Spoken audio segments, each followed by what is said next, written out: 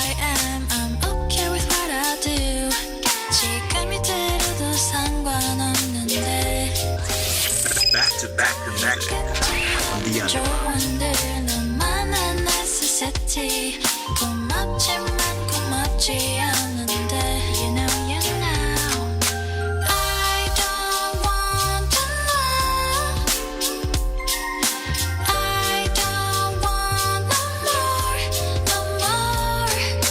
I don't want to know. Gotta get up now. Gotta get up now. I don't have to know.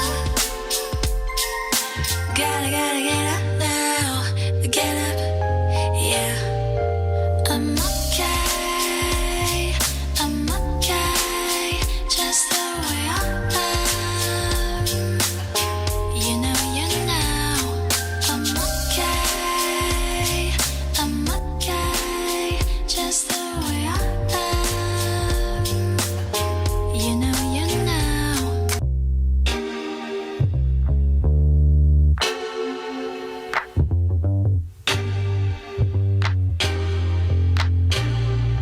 너의 중요하다는 words. It's for you. It's all for you. 가만히 있으면 안 되는 걸까? 왜 그런 거야? I'm okay just the way I am. I'm okay with what I do. 지금이 들어도 상관없는데. 이 끝이 없는 조언들 너만한 necessity. 고맙지만 고맙지 않은데.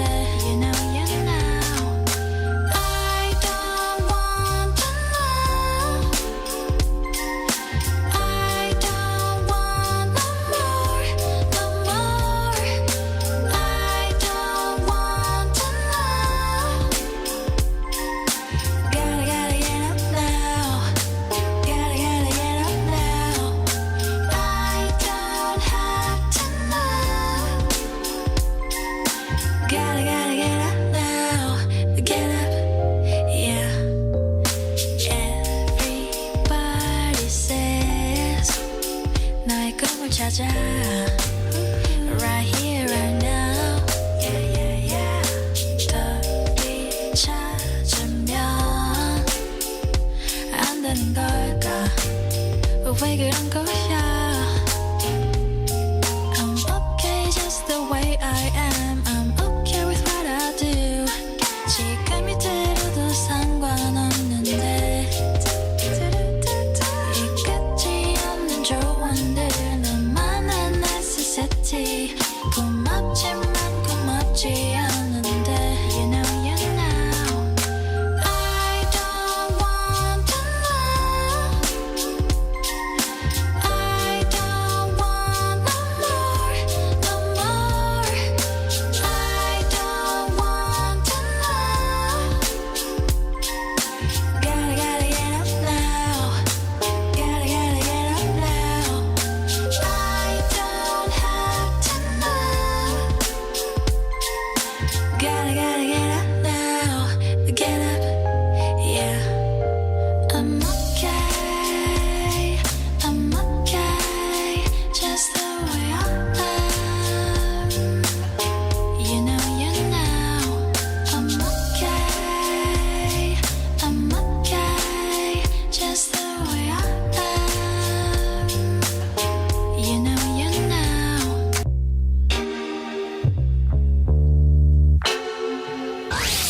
back to back on the underground.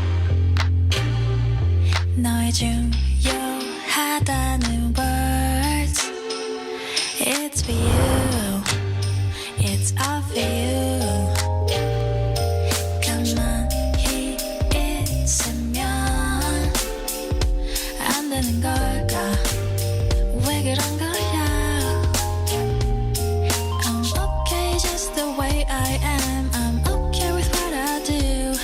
지금이 들어도 상관없는데.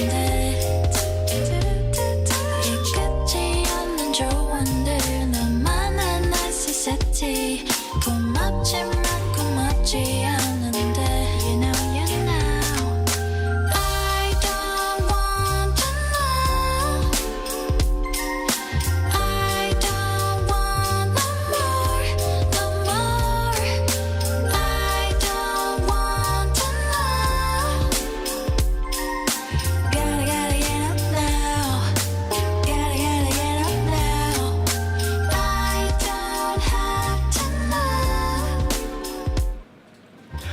Because Mondays are where momentum begins, right here on the Vooka Breakfast Show, brought to you by the Blinko Network. Good morning and welcome to a brand new week. Of course, it is the 16th of March 2026, and today is no exception whatsoever. You know that every weekday morning we always try to bring you destinations that you can add to your bucket list, and these are places that you can absolutely visit right here in the country, man. And one of those places this morning that we're covering is the Zion city of Moria. So this is nestled near Polokwane in Limpopo, and it is a beating heart of the Zion Christian Church.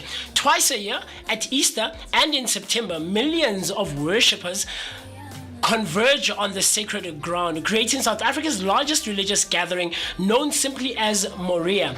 It is more than a place. It is a spiritual home, a symbol of faith and unity. Pilgrims arrive by every possible means, including buses, trains, cars, bicycles, and even donkey carts, all driven by devotion. Here, worship is vibrant, marked by song, prayer, and the powerful sense of community that defines the ZCC. For believers, Moria is a place of renewal, where faith is strengthened and hope is restored. For South Africa, it stands as a testament to living tradition, cultural identity, and of course, the enduring power of collective worship. So Mountain of Zion Moria is not just a destination, it is a spiritual journey. So if you are one of those people who've always wondered, what is Moria like? This year, from the 6th or the 2nd of April all the way to the 6th of April, you can try and visit Moria that is nestled in Limpopo in Polokwane. So with that being said, that's all we have for you for picture of the day on this lovely morning. Right after the break, Moeketsi, my money, the son of Mother Nature, is going to be giving you your latest news update, and of course that is accompanied with the sports update. With that being said, stay tuned and don't change that dial. So easy for me to say what I'm thinking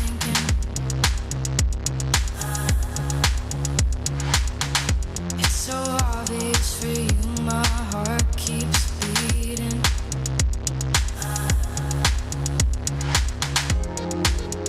I don't mind Something about you that keeps me alive How can I get to you?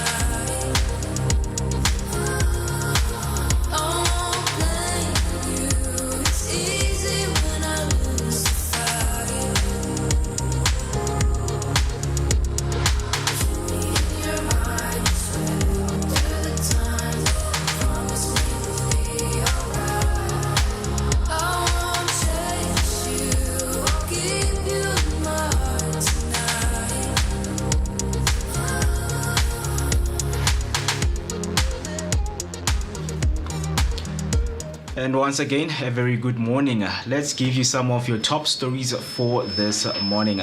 Starting off with your first headline, Senzo Mchunu wants to reverse his step-aside move. Suspended Police Minister Senzo Mchunu now wants to reverse his own step-aside decision. Mchunu, who stepped aside from ANC duties during investigations, plans to write to the party to say he is ready to return to work. His spokesperson says Mchunu believes he has fulfilled what was required of him and now wants to resume his political responsibilities. The ANC will still need to decide whether to accept his request. The next headline, Mackenzie claims Jocelyn alive at foundation launch. Gaten Mackenzie say he believes missing 6-year-old Jocelyn Smith is still alive. Speaking at the launch of the Jocelyn Smith Foundation in Saldanha Bay, he promised that Jocelyn's brother and sister will be taken to Disneyland in Hong Kong within 2 weeks, no matter the cost. Mackenzie said the foundation will make sure the two children get support after the trauma of their sister's disappearance. On your last news headline, Gauteng Food and Mouth funds fall short, warns the DA.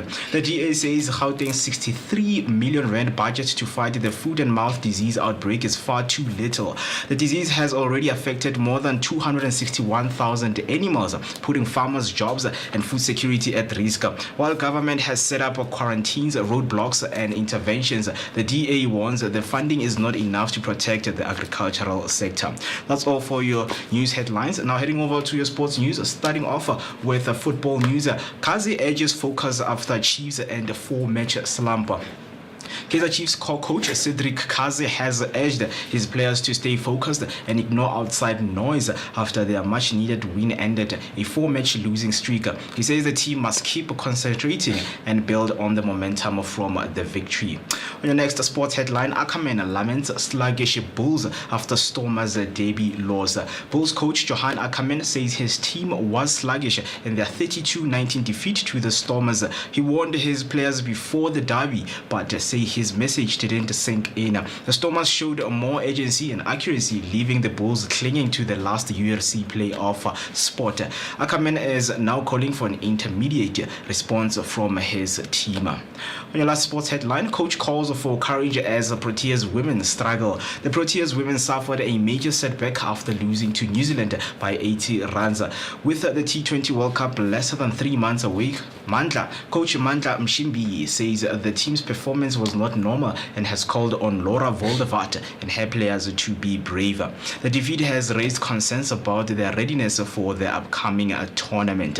Now heading over to your F1 news, Lewis Hamilton ends a drought with a third for Ferrari. Lewis Hamilton has finally returned to the Formula One podium, finishing third for Ferrari at the Chinese Grand Prix in Shanghai. This marks his first podium with the team and ends more than a year without a top 3 finish.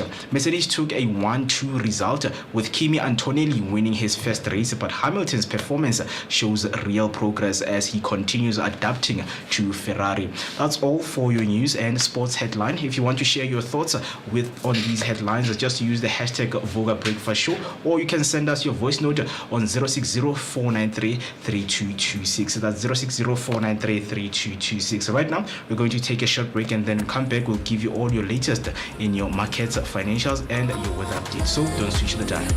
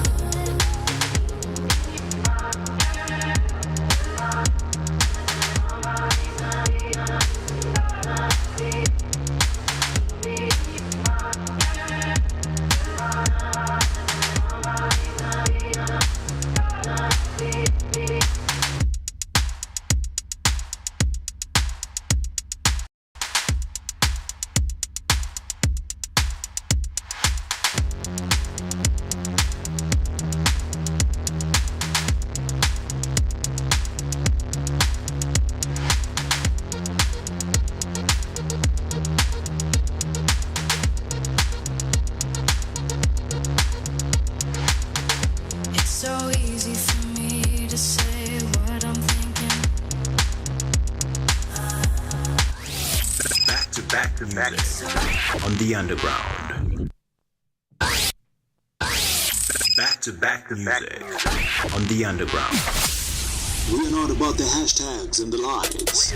We're about good music. If it's a hit, we'll play it on the underground. Yo, check this out. Durban Streets, what's poppin'?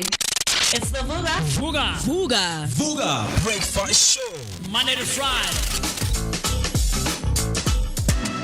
Yeah, stepping in the spot like she own it. Looking like the world is your runway. She can set it off like a gunplay. Oh my, yeah. Talk of the city with that body. Always getting praised like it's Sunday. She said, baby, what you gonna do about it? Loving your vibe, girl. That energy got me going. Yeah. And it's exactly 13 minutes past 8, and you are listening and watching to your favorite morning breakfast show, which is the Vooka Breakfast Show. Your energetic start to the day, accompanied by a daily dose of positivity. That's what we always aim to give you each and every morning. Weekdays from 8 o'clock until 10 o'clock, you will be hanging out with us, having some great discussions. And of course, your engagement is what matters the most each and every morning. It's a beautiful Monday. We are from a great weekend. We also want to hear from you. Share your highlights of the weekend. Let us know how was your weekend. But before we do that, you know that we are Vooka Breakfast Show on all social media platforms. You just type Vooka Breakfast Show, whether it's on Instagram, TikTok, Facebook, or YouTube, because right now we are live on YouTube. And if you haven't subscribed, please do the honors of pressing the subscription button so that whenever we go live, you will be notified that the best breakfast team is in the building and ready to get things going for the morning. Not forgetting also that you can catch us live on underground radio, audio only, right? To enhance the experience of listening to the Vooka Breakfast Show while you are on your way, while you are working or doing some tasks, right? You can simply download the app if you are on Android. You can go to Play Store. If you are on iOS, you can simply go to App Store and download the app. And let us know what you think or what are your thoughts, because we always love to hear your thoughts each and every morning. Hashtag Vooka Breakfast Show is the hashtag that you need to use. My name is Moeketsi, my man. Happy and excited to be with you on this beautiful Monday, because there is so much that we're going to be unpacking, because Mondays are always for momentum. And speaking of momentum, let us know how you are planning on tackling the rest of the week ahead of you. You know that I am not always alone. I'm always rolling with the best team in the building, and talking about the one and only Mr. who is right here. Yes, sir. Yes, sir. Yes, sir. How are you doing, sir. man? Yes, sir. I'm actually good. Okay. Surprisingly enough, I woke up feeling good, man. I'm feeling good. That's good. Yeah, I'm good. Yeah. I'm feeling good. Nothing too hectic over the weekend. Mm-hmm. For a change, I guess, for me, it was a chilled one. Yeah. But it's a Monday morning, the 16th of March 2026, and like we always say right here on the Vooka Breakfast Show, Mondays are where momentum begin, man. And it's a brand new week, and it is another opportunity for you to start and do all those things that you have always wanted to do. 60 minutes after the hour, 8 o'clock, and good morning. Hi, how are you doing? I hope you're having an amazing morning out there. And of course, I'm also talking to you all who are hanging out with us on the Durban airwaves. Hello to you. What is Durban looking like at that side? I'd love to hear from you. Like Mo said, you need to absolutely get in touch with us. If you didn't know, now you know. Tell a friend to tag a friend that the Vooka Breakfast Show is live and kicking, man. I want you to shout it as loud, as far, and of course as wide as you can. That the only and exclusively where radio meets TV, right here on the Vooka Breakfast Show, brought to you by the Blinko Network. We're here, we're live, and we're bringing you your daily dose of positivity that is accompanied by an energetic start to the day. Spending some great quality time with myself, the one and only MOOCEE Mist. My name is Moocee Mist, and I'm excited, man. I actually am genuinely excited, and I'm happy to be both in your presence and in your company. So much in store for you. Until the hour of 10, we're going to be hanging out with each other, and how you and I can share our thoughts. on our opinions is by you using the hashtag Vooka Breakfast Show. So that's Vooka Breakfast Show on Facebook and all other social media platforms. It needs not end there. It also continues on our WhatsApp line. Dial the number 060-493-3226. So that's 060-493-3226. Comment, like, subscribe, and do the things that are necessary to be done, man. I want to find out from you, what was your weekend like? What did you get up to? I mean, we're like, what, 2, if not 3 weeks shy away from Rancho, which I'm excited about. Yeah. I'm so excited about. 2026 promises to be bigger and better, man. All the things that we didn't cover last year, the places and all the, the attractions and spaces that we weren't able, or we didn't get an opportunity. Maybe, let me not say we were not able, but we didn't get an opportunity to bring it to you. I promise you, from the 2nd of April all the way to the 6th of April, we're going to be bringing you exclusive content. Only Vooka, or only the in the only way Vooka can, right? And it's only and exclusively right here. So today, on the 16th of March, South Africa is actually experiencing a diverse weather pattern described as 4 seasons is in one day, while the northeastern provinces like and western parts are facing intense heat waves. So this is what your weather is looking like this morning. In Johannesburg, we are expected to be at 22 degrees this morning and a low of 14 degrees. Cloudy with a 65% chance of rain and thunder showers. In Soweto, it is the same way. Overcast with building instability. Light rain and thunder showers likely, right? And then moving on to Cape Town, a high of 27 degrees all the way to 34 degrees with a low of 19 degrees. Heat wave advisory, very hot and uncomfortable conditions expected. In Pretoria, a high of 23 degrees expected with a low of 16 degrees. Cloudy with scattered afternoon showers and thunder showers. In Durban, a high of 30 degrees with a low of 21 degrees. Fine and warm to hot, becoming cloudy and isolated thunder showers inland. In Bloemfontein, we're standing at a high of 26 degrees with a low of 14 degrees. Generally warm with partly cloudy skies. And then ending off in Khayelitsha, a high of 29 with a low of 19 degrees. Hot conditions consistent with the Western Cape heat wave. So there's also a heat wave warning. A Vox weather advisory remains in place for the Western Cape and parts of the Northern Cape, with extremely hot and uncomfortable conditions. Rain and fog. Morning fog patches are prevalent along the Escarpment and Northern Cape coast. Northern eastern regions like Gauteng, Mpumalanga and Limpopo have a 30 to 60 degrees chance of rain today. There's also a UV index. Despite cloud cover in some areas, the UV index remains high to very high across most of the country. Sun protection is absolutely recommended. So that's what your weather is looking like this fine Monday morning. I'm happy. I'm so happy that I think in like the last week we're actually experiencing warm weather this morning. Like the sun is out. It's like giving, it's giving. Like I've been saying, I think the past 2 weeks we are saying goodbye to warm, hot, sunny days in South Africa, man. Welcoming cold weather now. Yeah, weather. The one that we like. It's a very beautiful weather. Trust me. It's not. It's going to be very nice this year. Was it nice weather yesterday? I mean, for me, anything that has to do with coldness, with raininess, I like it. Nah, bro. No, I disagree.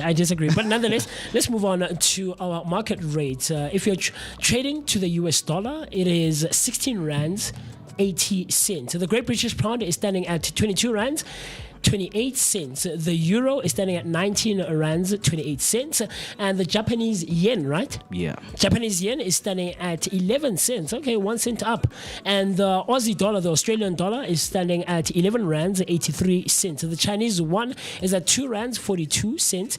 And of course, if you are trading with gold, you will be paying 43,500 rands. A barrel of Brent crude oil will cost 1,550 rands. And then ending off with Bitcoin standing at 1,250,000 rands. That's what your market rates and your commodities are looking like this morning. So we'd love to absolutely find out from you, what was your weekend looking like? Mr. B, this guy owes us cakes, man. This guy's a baker now. This guy is a baker now. Chief, Wow. I saw you were baking Dikuku di fedile. over the weekend. Where are the cakes, Chief? The cakes are finished, man. The cakes are finished. Yeah. But before we get into the weekend highlights, some of the comments came through right there on YouTube. Mr. Mimli came through on YouTube saying a brand new week Vooka Nation, Underground Radio DBN team, and of course our best energetic Vooka team. Hashtag Vooka Breakfast Show. Hashtag Sivugile on a Monday. A very good morning. Good morning to you too, Ma. Hoping that you're also going to have a blessed day ahead of you. She comes through again saying, wishing you a wonderful, blessed day ahead. Stay safe and take care of yourselves.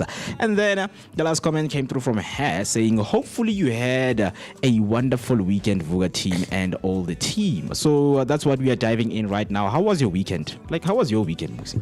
Not too bad, actually. Yeah. On Saturday, a friend had a ceremony at his house. Yeah. Well, his cousin's house, but I mean, we are used to the family by now. So we went there on Saturday, spent the afternoon there until rain, you know. You know, made us to disperse. And that's what my Saturday looked like. Very chilled, nothing too hectic. Yesterday, I was home for most of the day. And then I went out, I ran a couple of errands, I grabbed something to eat, and That's called way. Yeah. Ended up hanging out with a friend later in the evening. And then I came back home, very chilled, nothing too hectic. Man, it was a non-busy one for me, non-eventful, very relaxed. But yeah, guys, the things that happen at night out here, hey guys, because you travel at night. Hey man, I'm a vampire, guys. I'm a vampire. Exactly. I'm the one I hope now Queen will understand who's the real vampire in the house. No, I'm a vampire now, guys. I don't sleep. When people are sleeping during the day or at night, I wake up, and when people are active during the day, you consume energies. I go into my coffin. I have a coffin that I sleep in. People are going to believe a coffin is. I don't, guys. I'm just kidding. But talk to me. What was your weekend looking like? Oh man, my weekend was lovely. It was very beautiful. I mean, you were baking. How could it not be lovely? This guy's a baker now, guys. This guy's a baker. Baking has been made simple, guys, because nowadays you have your already mixed, flours that have instructions, so it's simple. But this Saturday I wanted to make it fun, by inviting my best friend over to bake together.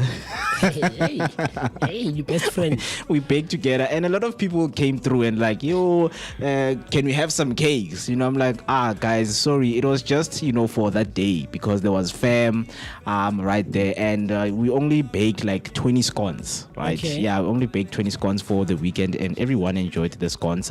And I also gave my friend, some, because he came through and helped me. So it was a very beautiful, lovely day, if I have to put it like that. But I really enjoyed my weekend. So that day just made my whole weekend to be very nice. Spending a day with somebody that is very close to you. Spend a day with us. This guy's a vlogger now. Hey, this guy's embarking in a lot of things. But it was lovely. I know that I can go into detail. I don't have to do that. Sure. Right? I don't have to do that. But it was a very beautiful. I spent it with somebody that is very close to me, that I love, which is my best friend, right? And we enjoyed. Nothing too hectic, no drama. The family was there. There was no what. This guy, guys. This guy. But one thing I can tell you is that day taught me that, guys, I need my own house. Or should I say my own space? You guys need your own space. No, I need my own space. Yes, with her. No, I need my own space so that I can do things, Sure. Maybe with her, yes. But most also, of the time, it's a consideration. She will be there. We're considering it. We are considering it. Okay. So I just hope that one day things will go according to plan, the way I'm planning them to be, so that I can have my own space and enjoy, having people that I love, around. Sure. Right. So it was a very beautiful and a lovely weekend. I know that you have so many questions. And no, I don't. No, I don't want questions. to answer. I don't have questions. I was just asking for the guy. But yeah, shout out to my friend Moeketsi, by the way, it's her name. Shout out to her, man, for spending the Saturday with me. Yeah. Right? Yeah, two more Saturdays like that. Two more Saturdays. This guy's a baker, This guy's a baker, man. Yeah.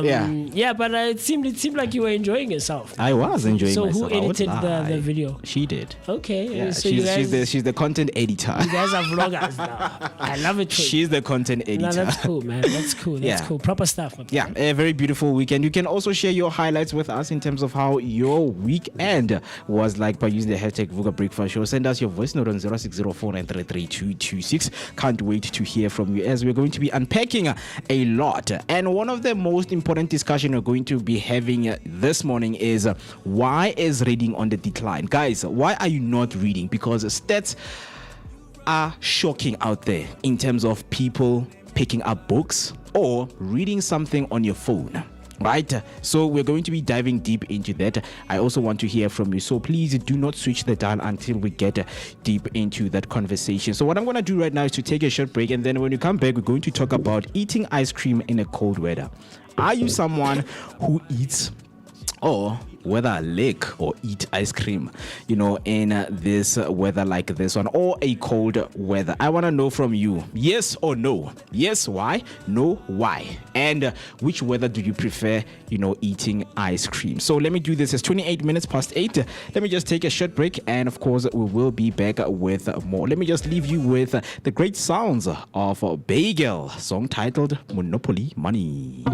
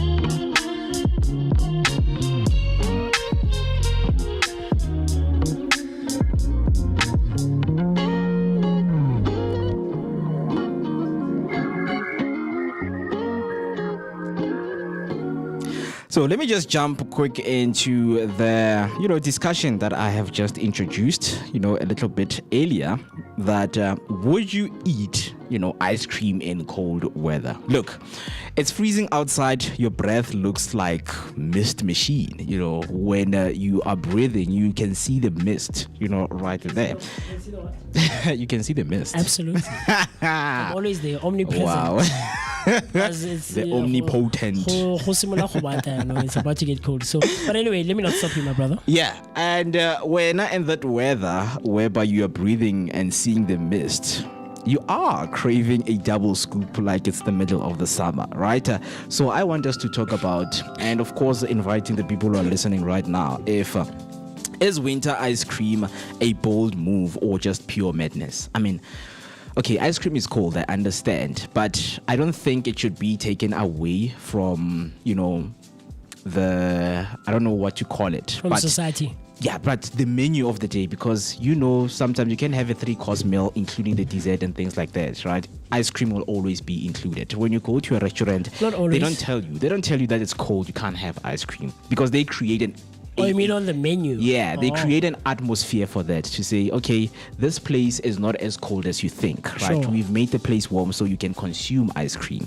But not you who go to Boxer and then you buy Ice cream. Like it's 6 degrees outside, and there you are. Right, but would you have ice cream in winter? Generally, I'm not a fan of ice cream. No. What? Look, I consume, I eat it whenever, but I'm not a fan. There's a girl I used to date. She's a fan. She loves ice cream, and we've actually. Okay, let me not give away. But yeah, no. I'm not such a fan. Yeah, just desserts in general. Like I don't have a sweet tooth. That's my thing. You know? So. Whether, but I wouldn't condone for it in winter because it's cold, you know, and a portion or part of the concept of ice cream is to cool you down, as well as, you know, to enjoy the taste and whatever the flavors and whatever else, but in winter, no, guys, it's like khoja ice, you know, Mooketsi. Yeah, a lot of places that sell what we refer to as ice colloquially in our neighborhoods, they not stop, but they pause. The buying and selling of ice. During the colder seasons or during the colder months. Yep. You know, so I wouldn't necessarily recommend or condone for it to be consumed during winter, but each to their own. If you're someone who loves ice cream and you don't mind having it, you know, during autumn and winter, then knock yourself out. But I personally am not a fan, so I don't care much for it. You know, it can sit there a month, 2 months, you do it. I'll probably have it like once or twice. Okay. Probably. Maybe little, you know. But sort of thing that I absolutely have to have ice cream. So, yeah, man, I don't know. What about you? Are you a fan? I mean, yes, I am a fan. Because right now I'm looking at, you know, places where I would have ice cream. Because I wouldn't go outside. It's cold. It's 5 degrees or 4 degrees Celsius. And then I choose to have ice cream. Obviously, I'm going to get cold or I'm going to catch cold on top of that, right? So I'd rather be in a place where I can regulate my temperature, my body temperature, right? Okay. And then I can have some ice cream. Maybe go to a place that is warm. Go to a mall, right? Because malls don't stop. A mall is warm. A mall is warm. There are warm malls out there, right? I mean, we don't have we do. It does become warm, you know, our mall. When it's cold. It does become right. But I just want to, you know, set the scene. But okay, to answer you, I would have, and I love ice cream. Okay. And one of the best thing to do in winter is go out on an ice cream date with someone. Oh, guys, it hits different. Like this past weekend? No, man. No, in this coming winter, right? Okay. I'm planning for an ice cream to have date. an ice cream date. Yeah, Okay. we need cool. to have ice cream dates, Okay. you know. Look, I condone ice cream dates completely. I condone dates in general. Exactly. And ice cream dates, you know, especially if you're with someone who does enjoy and love having ice cream. You know? Understand. So, but yeah. Look, you are wrapped in a blanket, heater, or blast slippers, working overtime, and suddenly you get this undeniable craving for mint chocolate chip, the kind that makes you brave and the cold like a hero on a mission. So then again, people ask, who eats something cold when they're already cold? I mean, there's people who drink beer when it's cold.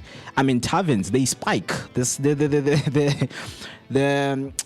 what do you call temperature. it? No, but when alcohol, what do you call it, man? Percentage.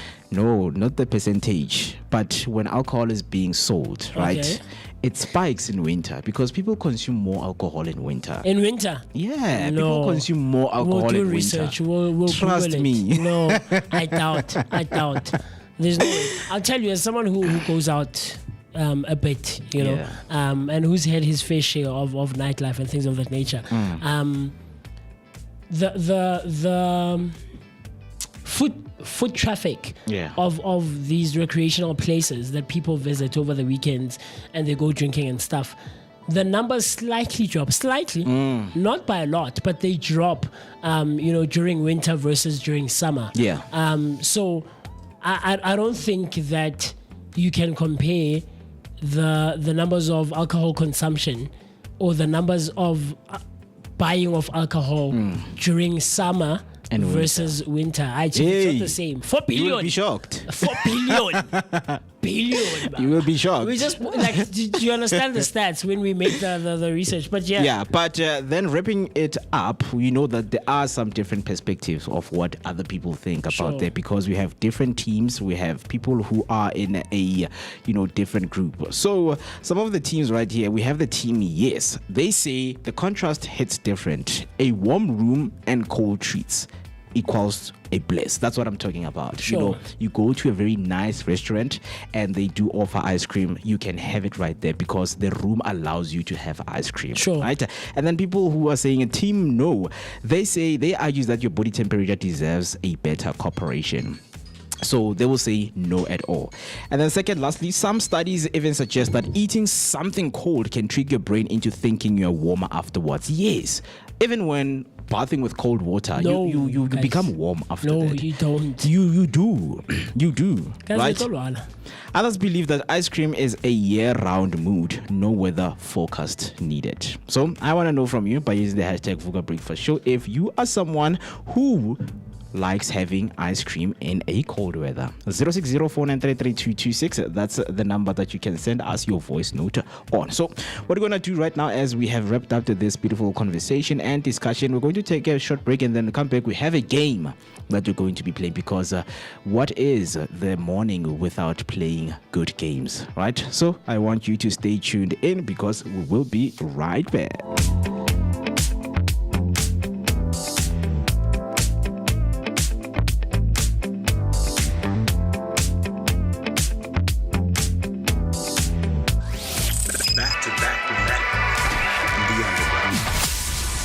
About the hashtags and the lives. We about good music. London.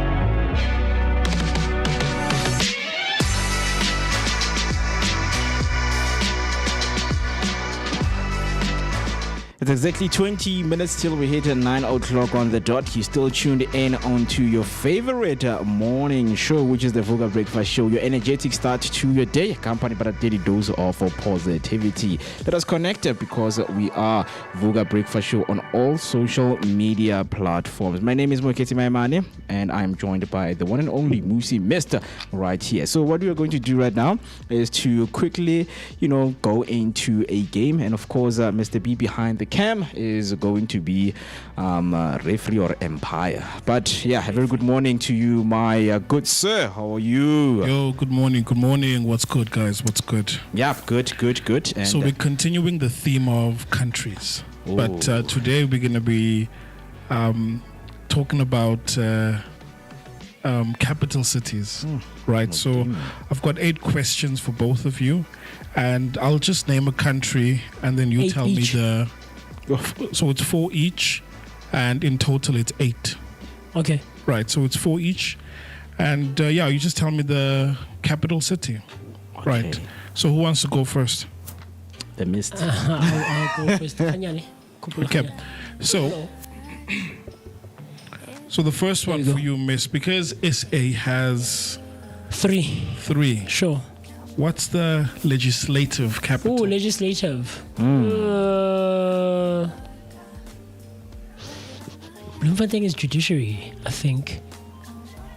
Is it not Cape Town? Is it Cape Town? Mm-hmm. Yeah. Yes. Okay. Yes. It's Cape Town, yeah. Because I think Bloemfontein is judiciary, right? Yes. And then... And PTA? Pretoria is... legislator, judiciary, and please remind me. Country, what is Pretoria? Mo. Pretoria. Yeah.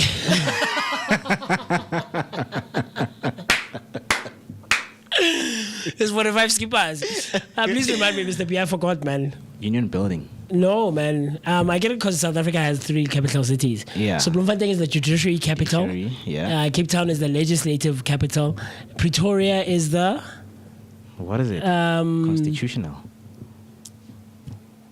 Somewhere there. Yes, something we'll come back. But yeah, but I got my point. Cape Town is the legislative capital of South Africa. Sure. Okay. Another one. And then for you, Mo, what's the capital of France? Capital of France. France. Yo. Oh, Paris. Paris. Paris. That's correct. So 1 point each. And with you, Miss Sweden. Oh, no, I don't know. I've never looked into the capital of Sweden. Stockholm, Sweden. Wow. Stockholm, is it Stockholm? Yes. I took a wild guess. You know what I was referencing in that second? Going to what's that? Money Heist. I was referencing Money Heist because I looked into the characters Stockholm and syndrome. why they call themselves those cities, or those countries. All right, Mo, the United States of America. New York. No. Washington. Hey. Yeah. DC. Yes, sir. Okay, and then this thing is disappearing. Okay. What's the next one here? Capital cities. Oh, guys, I'm not connected to Wi-Fi. That's why. Oh, yeah. But for someone, of course, who have just joined us right now and asking themselves, what game are we playing? We are playing the game of capital cities. Yeah. Yes.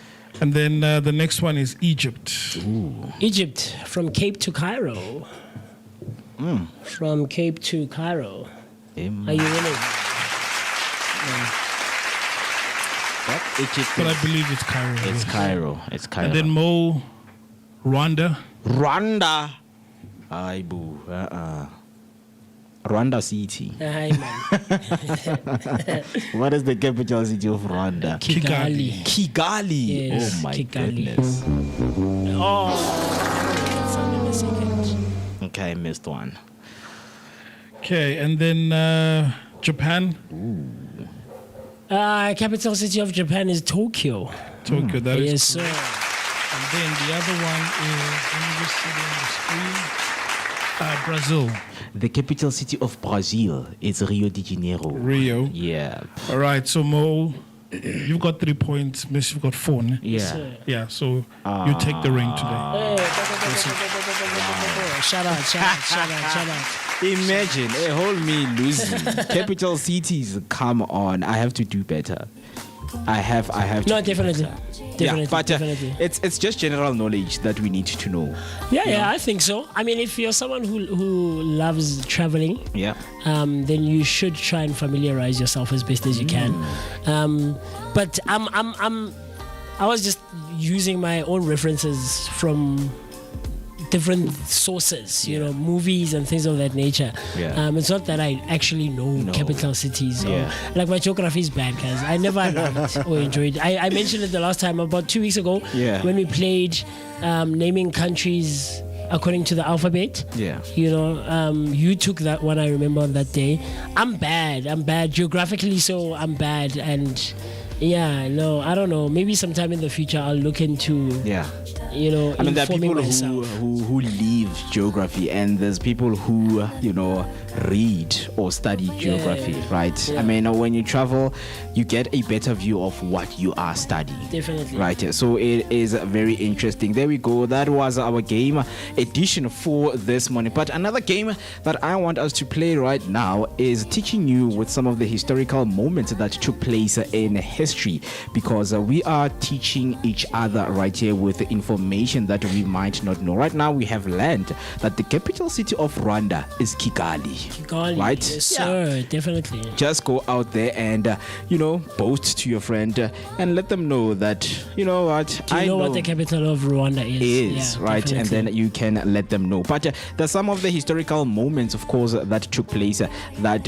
you and I didn't know, but you are going to know them after this. So let me just get deep into what really happened. So in 2017, on this day, Zwelethhu Mthethwa was found guilty of murder, right?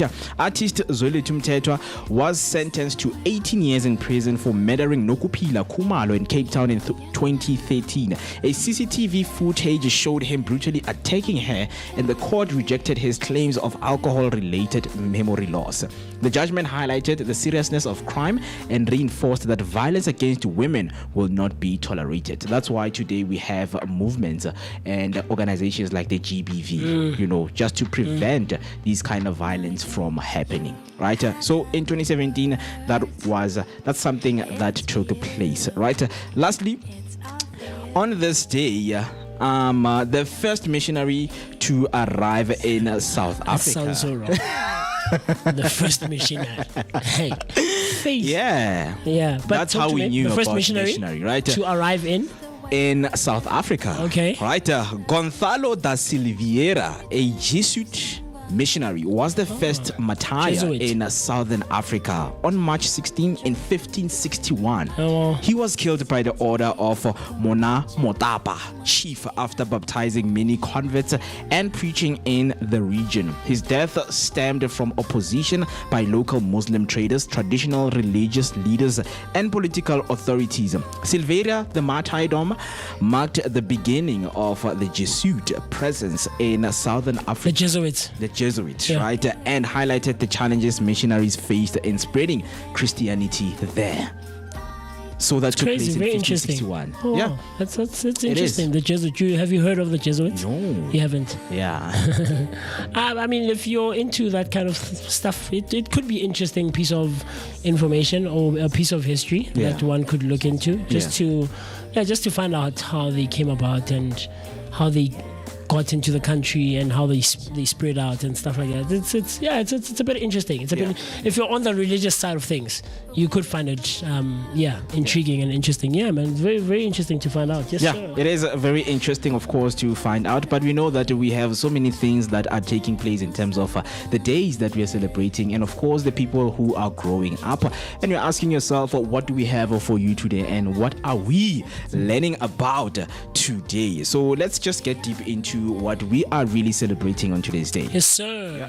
Today we are celebrating Day of Vaccine. This is the National Day of Vaccination, which plays a vital role in safeguarding public health by promoting widespread immunization. Celebrated annually on the 16th of March in India, this day holds a significant place in the hearts and minds of many people as it commemorates pulse polio, which began back in 1995. As the nation unites to observe this occasion, it stands as a powerful testament to its collective commitment towards its citizens' well-being. National Vaccination Day, man. And I think this should be made into an international holiday throughout the world. But I'm being hypocritical because I didn't get the jab myself. I know the last time we spoke about the jab, but I don't. Do you have those thoughts? No. You don't. Do you? I'm a 1K. I mean, if you're 1K, you do have those thoughts. But do you have those thoughts? Looks like abuse. The ones they. So like were those like multiple jabs, or what was going on? I think it was one that had so it had multiple. It had multiple needles. Ooh, and so it was bad. But I don't have one. Oh, it's one. Did it create a reaction? It creates a reaction. Oh, okay, I don't know. I thought it was multiple injections. It's like six needles all at once. Yeah, no, I don't have it. I mean, it was bad. I don't have it, and I remember growing up. I ran away this one time because I did. I hid. They came and I didn't submit. I didn't give my mother the form to fill in. And because I was scared of, I've always been scared of needles. Yeah. Always. I remember I was in the 4th grade, and those people from the health department came, and all classes had to go holong, and they will take the whole day to the hall. But yeah, I ran away. Oh my! I didn't submit my form, and I hid in the toilets until my class came back, and then I went back with them because I know, guys. And I was always suspicious for some reason. I don't know why. Yeah. I was suspicious. I don't know why are we being forced to. But now later, I mean, if it was immunization, sure. But yeah, I was no. I mean, one of the interesting things about vaccination and where I'm seeing this thing going is I think a lot of clinical trials, that are being done just to improve the human nature and preventing. You start them from the young ones. But I feel like this project should be, invested in. I want to have a vaccine to cure tiredness. Right? No, man. Let us have a vaccine it's a natural thing. that cures anxiety, that cures depression, a dose of positivity. Have a dose in your syringe. One dose put was like on a monthly basis, go and have a jab of love. That sounds wrong. That sounds so wrong. Do you know that scene in Scary Movie? Do it again.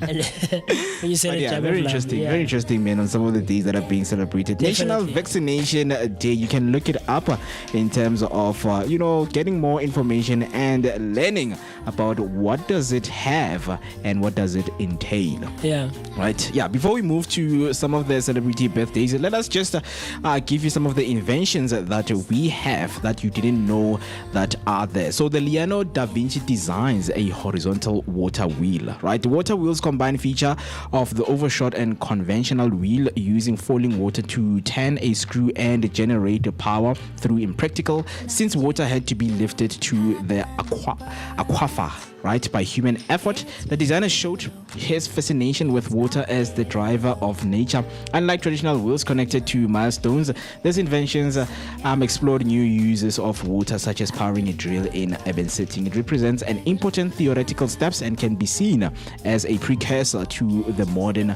water turbine. I mean, people have problems of running water nowadays. Maybe this invention could be of use, as one of the options. Very, very interesting.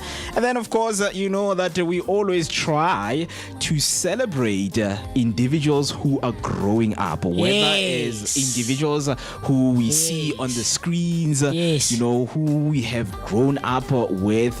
So let's get into that and look into who are we celebrating. Birthdays this morning. Quite a few that are interesting. I think for me, there's this is so funny.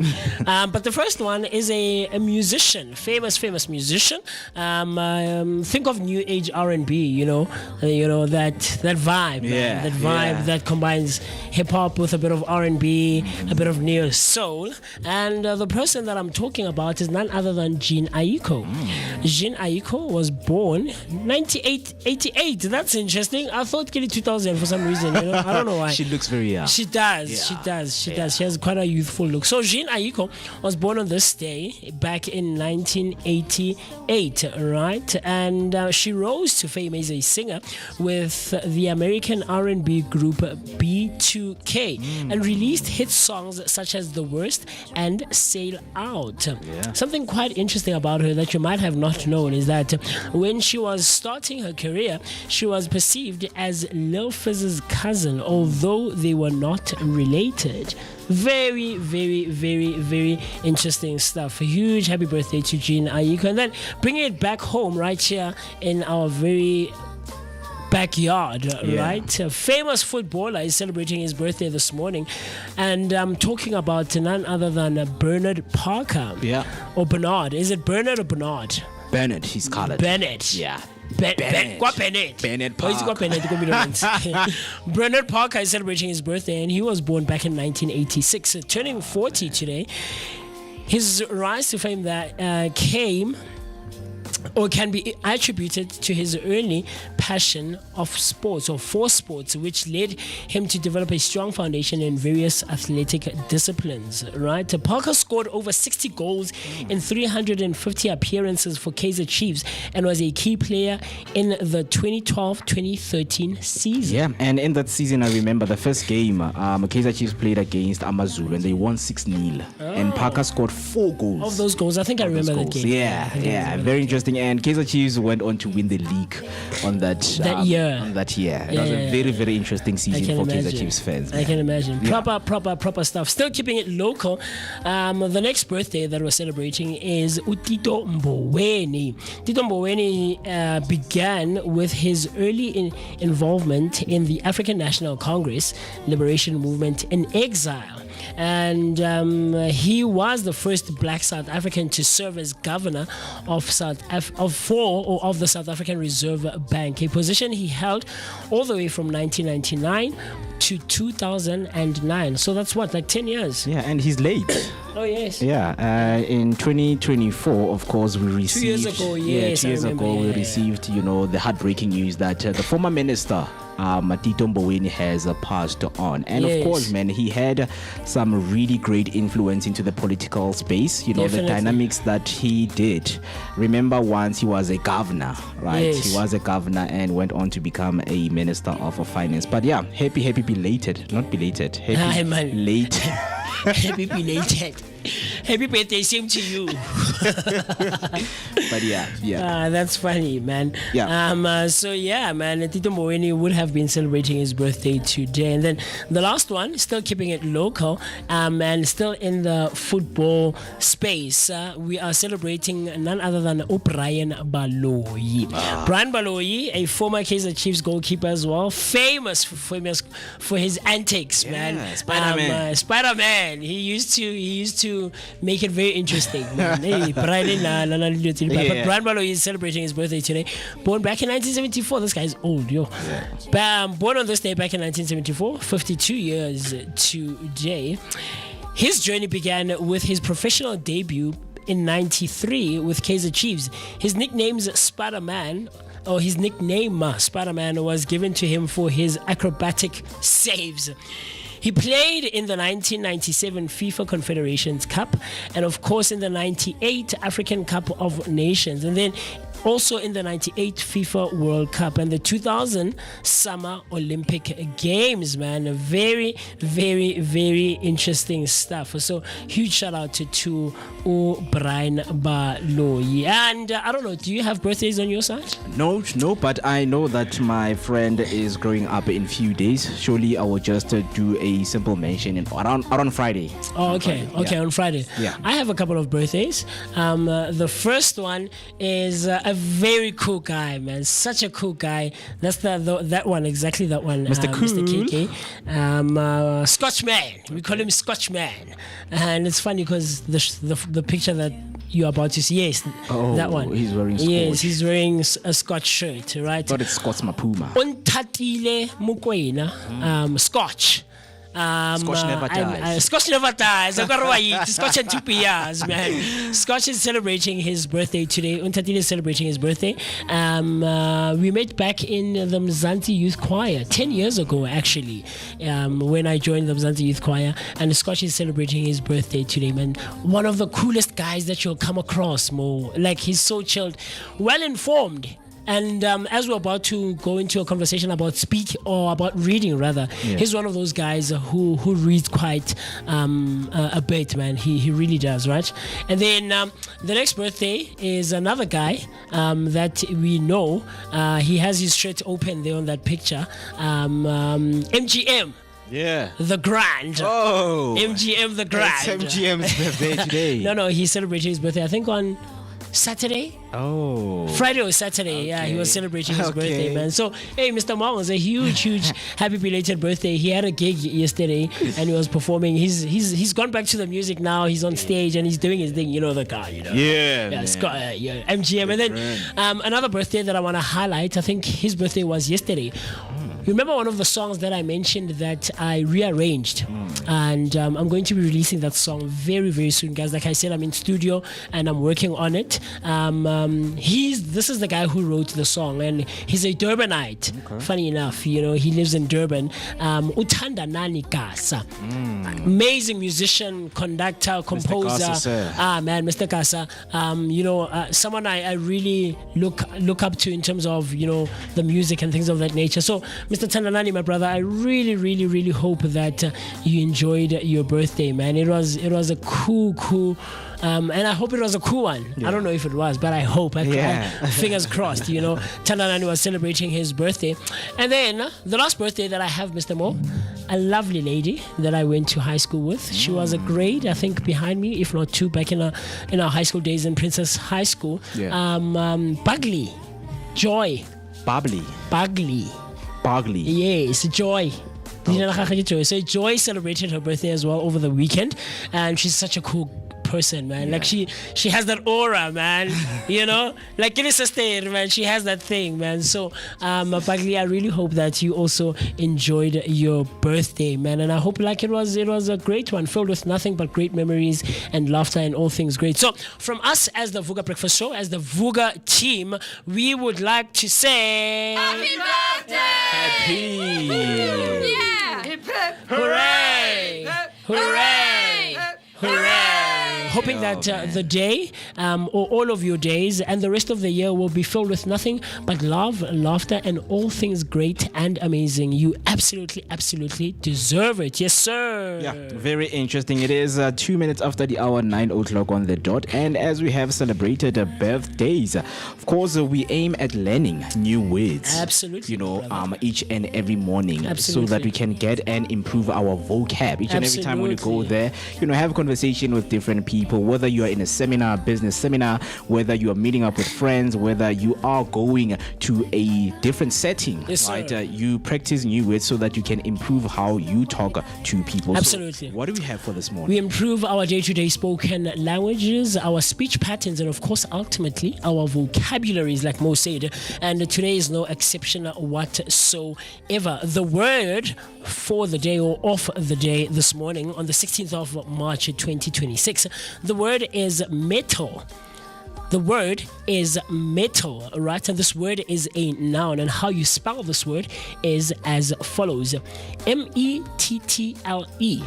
That's M-E-T-T-L-E. Metal, right? The definition or the meaning of this word is as follows. A person's ability to cope well with difficulties, spirited resilience. A person's ability to cope well with difficulties, spirited resilience, right? How you can use this word in a sentence is as follows. Her mettle shone through the trial, unyielding, fierce, and alive. Her mettle shone through the trial, unyielding, fierce, and alive. Similar words include spirit, courage, and determination. Similar words include spirit, courage, and determination. Talk to me. Metal. A person's ability to cope well with difficulties. Spirited resilience. A person's ability to cope well with difficulties. Yes, sir. Talk to me. Sentence usage. Metal. Every year, I tune myself to tackle the year with metal. Okay. Yeah. Okay. I see what you did there. Okay. Yeah. I get it. That's cool, man. Mr. B, do you want to give it a you okay? That's funny. You remind me of someone when you do this, especially. But that's what the word of the day this morning. Metal. A person's ability to cope well with difficulties. And this is a spirited resilience. So I'd absolutely love to find out from you, how would you use this word in a sentence? The number to dial to send your voice note is 060-493-3226. That's 060-493-3226. Yes, sir. It's exactly 5 minutes past 9, and let us get into your news recap that you missed when we began the show. Back to music on the underground. And then heading over to your news recap for this morning, starting off with your first headline. Suspended Minister Mchunu now seeks ANC return. Suspended Police Minister Senzo Mchunu is attempting a political comeback after signaling that he wants to reverse his earlier decision to step aside from African National Congress activities. Mchunu stepped aside voluntarily, facing investigation and scrutiny linked to ongoing political and legal processes. According to his spokesperson Sitembiso Mshengu, Mchunu now believes he has met the expectation that came with stepping aside and is ready to resume his organizational duties within the ANC. This shift marks a notable U-turn, especially since the ANC step-aside rule has been central to internal party debates about accountability.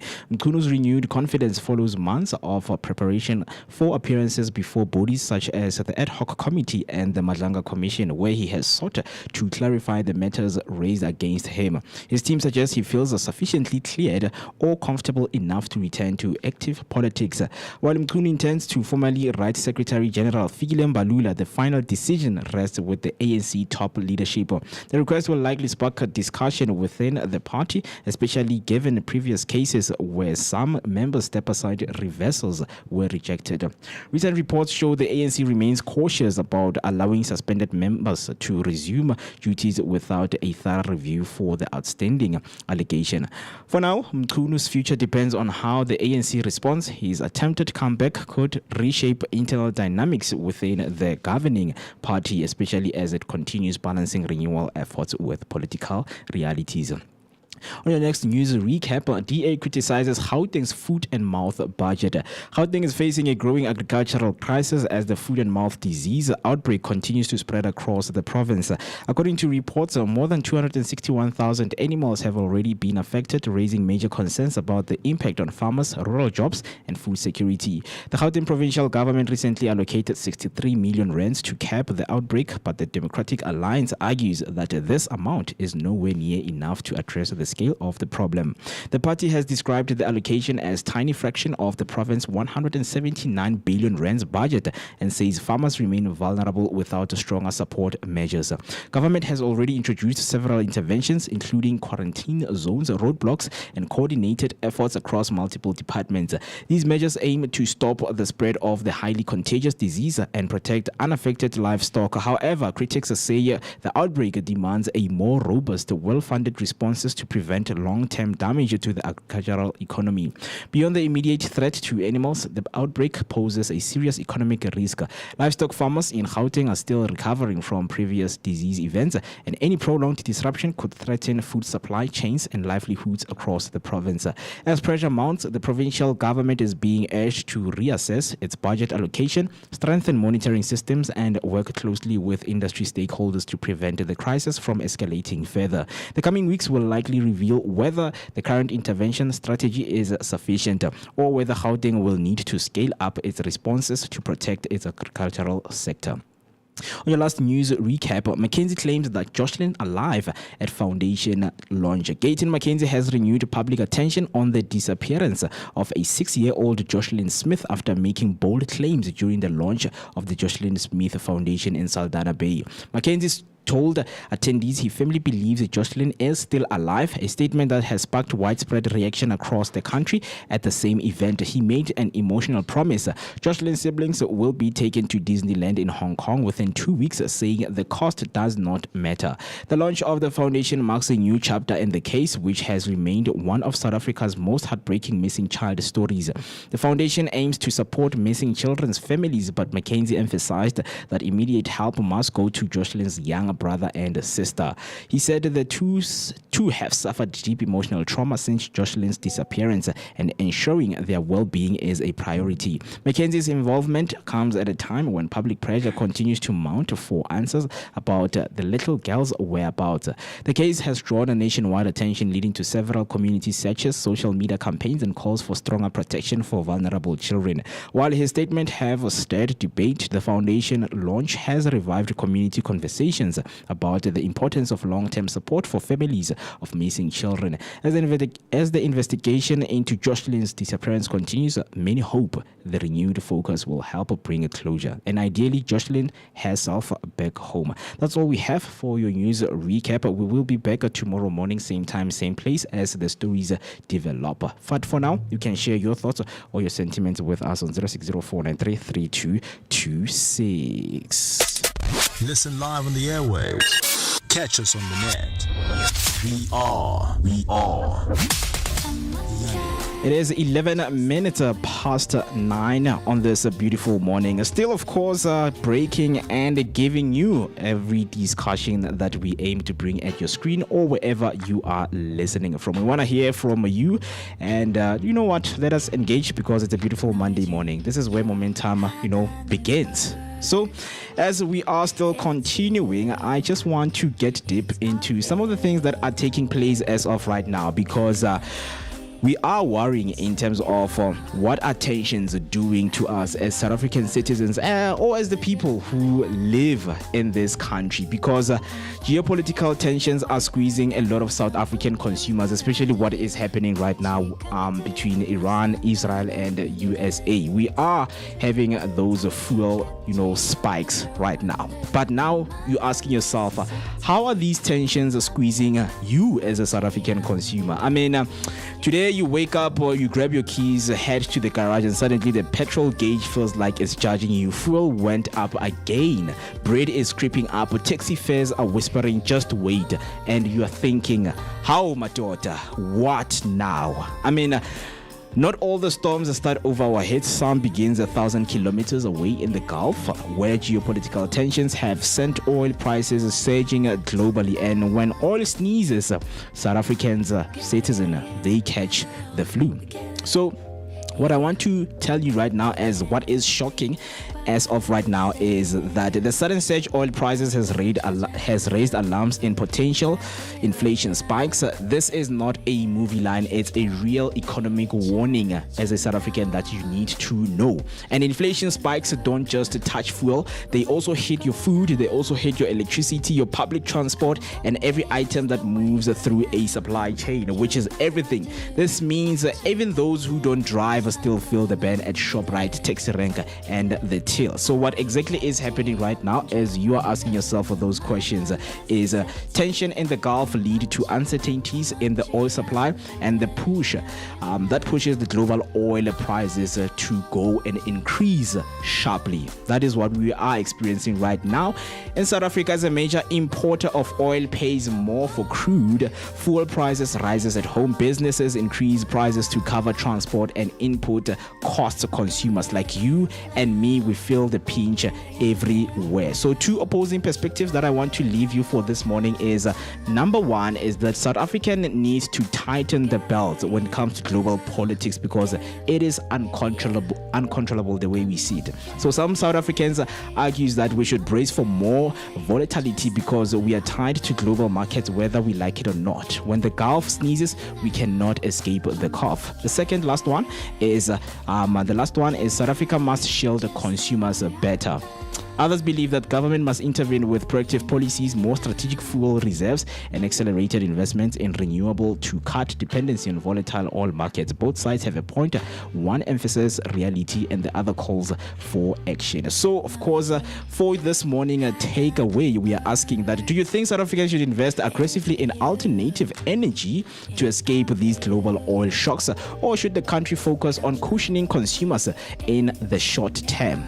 As we see that a world war can break out anytime and then we get affected. So I want to know, hashtag Vooka Breakfast Show is the hashtag that you need to use. And of course, in terms of reading about these stuff, it brings me to our heated topic and discussion for this morning, which is people. Why is reading on the decline?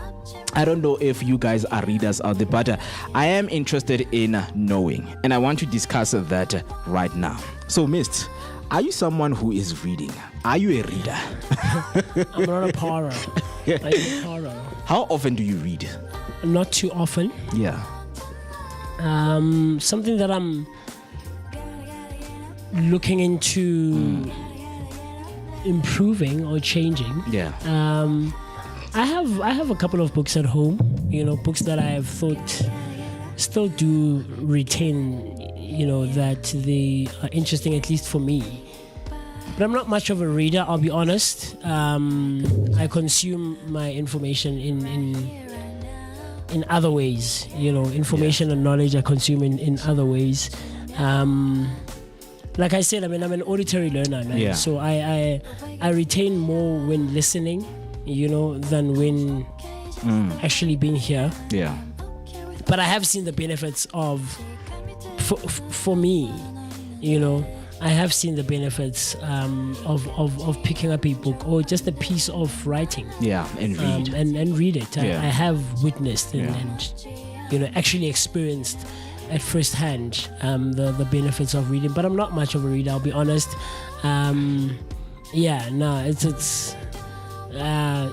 It's not something not my that thing. you would set like a time or a schedule to say this is my time for reading something. Read 3 pages a day or whatever. No. Yeah. No. Yeah. No. Look, when it comes to reading, I think one thing I can also add on is it needs to start, in what do you call these? At a young age. Yeah. What is this term they ECD. use? The ECD, early childhood development, right? Because Minister, I think last year made. A very shocking statement that a lot of grade 3 learners, they cannot read for understanding. And now it's getting worse. It's getting to a point that a lot of them cannot read anymore. They cannot understand even simple sums and simple case studies that have been shown to them. So it's very bad because reading should be a culture.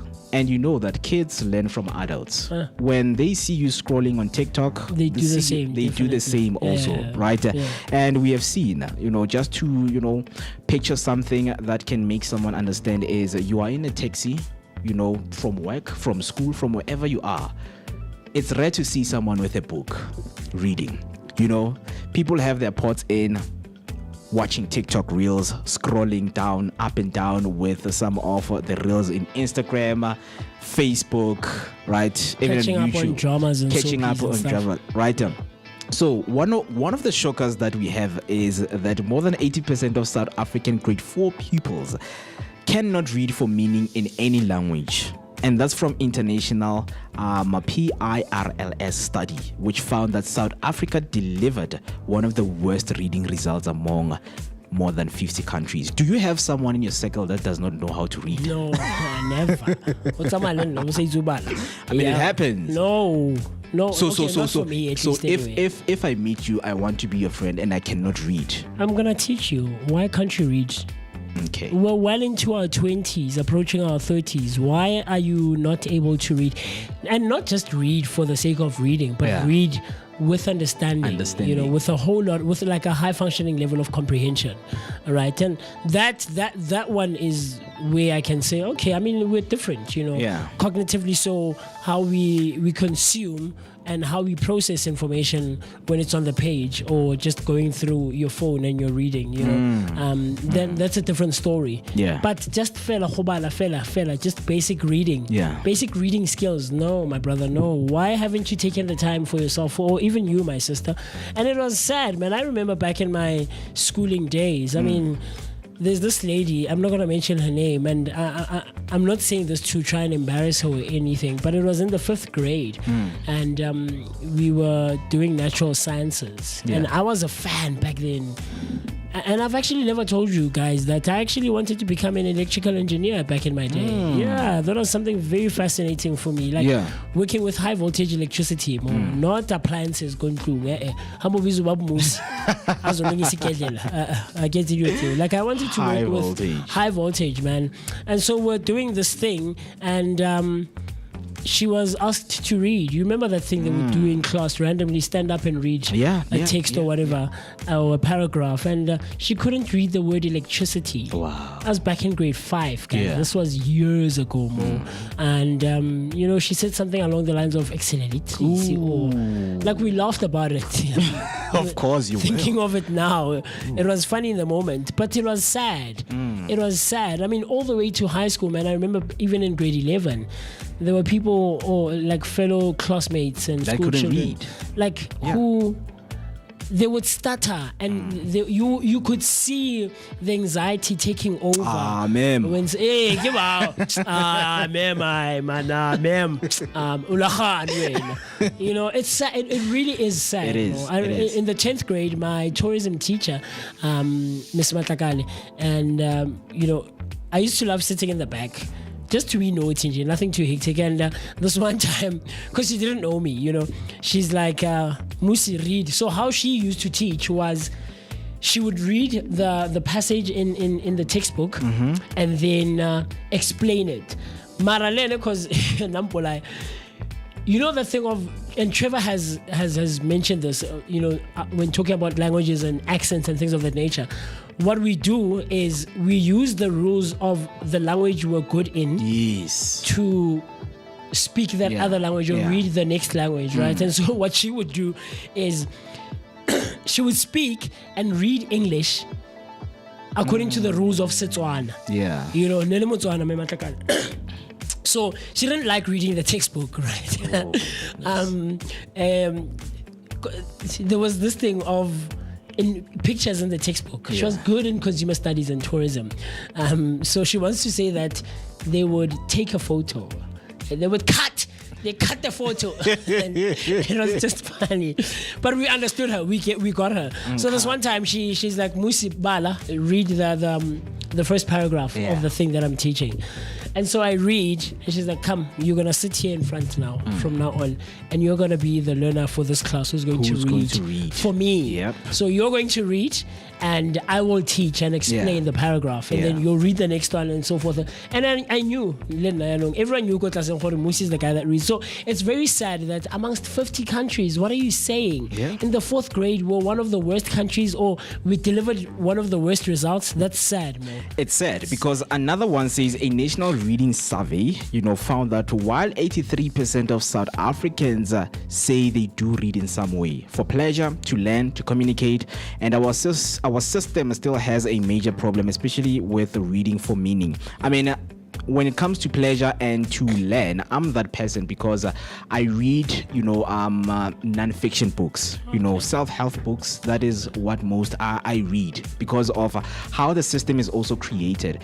Because some of the things that we read, you know, when you were in school, they didn't, you know, bring or activate that part of passion of wanting to read, you know, to you. Because I remember I love to read. There was a point where I think that's where I dealt with my anxiety because I always loved to read, you know, for audiences, right? So there was a moment in class, I think it was in primary, right, where I decided to raise my hand and say, I'm going to read. Like I was so scared, I was shaking. But now when you start to read, you get tuned into what you are reading. And then after break, people are like, hey man, you know, you read so well, you know, but it is munate, right? And then that's when you start now investing in reading some of the things. But now not reading, but reading to understand some of the things, right? So it is very interesting to find some of these, you know, survey that 83% of people say they do read in some way. But another study also found out that 58% of adults in South Africa have access to a community library. And I know a lot of Dobsonville people don't know of a library. Have never been in the library. Yeah, they haven't. Know, which is it's very shocking. It's very shocking. And I think last year I used to go in Dobsonville Library. Sure. It was always empty. Yeah, no, it always is. And people don't come for reading. You will get students coming who are studying. Studying and doing their assignments and those kind of things. I tried in the 8th grade when I got to high school. Yeah. For the most part, I was also going there to study, but because I was still interested, very highly interested in pursuing electrical engineering back then, I would go and look for those scientific books. But it was also, you know, propagated by the fact that I used to, you know, remember when I said back in my days I used to rap and we attend cyphers and stuff like that. So I was interested in learning about all things like the cosmos and galaxies and all those kinds of things, you know. And that's how I was introduced to the debate of flat Earth versus rounded Earth and things of that nature. So it was fascinating at the time, but after a while the thing died out. I don't know what happened to me. I guess I was consumed by something else, but it died out. But I can attest, I have been to the library quite a number of times over the years growing up, right here in Dobsonville, and it's always empty on the reading side. The full side is the side where people are studying and you can sit in your own cubicle there. So man, it's sad, and it's sad to even find out that Soweto, big as it is, it has quite a number of libraries, right? Exactly. But there are people in Dobsonville as we speak today who've never been in the library. Ever. Mutunalbo 37 years, 36 years, and they've never it's so visited the shocking library. because one of the idea I had was like, even if you are outside, enjoying the Wi-Fi, do you know that you can go inside and actually access it like proper? That's how bad it is, because someone will say, "Hey, Baba, I would never go into a library." if stand like this by the fence. Understand? If it's raining, you can just go inside and go read a book. man. Read a book. I mean, the library also gives out newspapers on a daily basis. Yeah. I know my brother, my late brother, used to collect the newspaper for us at home. And he used to love reading the newspaper. Even in his room, you'd find stacks and stacks. Every day he would go around 9 in the morning, 10 in the morning. He'd walk to the library, collect the newspaper, and actually come sit and read more. And then my other brother, my biological brother, he still does the thing of going to buy the newspaper on Sundays specifically, and he'll sit there for like an hour 30 minutes just going through the different newspaper articles and things of that, and he will like proper sit and read, which is something I think it registered in my mind to try and improve my own reading skills, and I think I'm fairly a good reader. I think I'm audible. You can hear what I'm saying. I pronounce my words quite clearly, and man, you can definitely understand what I'm saying. Okay. With me, I also struggled with reading. Okay. So what I did was I decided to also collect the newspaper at the library and just read 4 articles. With no exception. Then after that, I started reading more often. I mean, it's how you start, because also with me, when it comes to reading, I used to just watch pictures on the newspaper until I found out, that you can read interesting things right here. That's how I found out about, different news editors, different authors, and, people in general who are doing amazing work. But because this is very, very important and vital for us to know, because this is all about reading, let me read, most interesting facts. And because there's a lot of information right here, let me read some of the information so that we can also learn and answer the question, why is reading really on the decline? But before we do that, on some of the shockers, the last one says, and I need you to listen to this one. They are saying a global screen time report says South Africans spend more time of their day on screens than any other country. About 58.2% of the day in front of their phones, computers, and TVs. I'm part of the percentage. I know that for sure. So on the other side, our kids are struggling to read for meaning. On the other side, we are world champions at screen time. And that combination is a ticking time bomb. I know those are not good news at all. But now, why is reading really on the decline is the question that we are asking yourself. So it says the phone versus the book. We need to be honest about this one, because books are competing with the biggest, flashiest, loudest rival ever created, which is the smartphone. And on your phone, you get endless videos, voice notes, gossip, trending challenges. In a book, what you get is quiet, and you have to imagine, and you have to stay with one story for more than 30 seconds. For a lot of young people, this feels like hard work, right? I'm doing too much to put into one task, compared to the quick dopamine hit of a reel or a TikTok. And when South Africans are spending more than half of their day on screens, of course, there's less time and energy left to sit with a book. This raises a big question. Is reading declining because we are lazier, or because the digital world is designed to hijack our attention? And of course, people will also argue and say it's because of this fragile education system of ours that is not encouraging young kids to read. Yeah.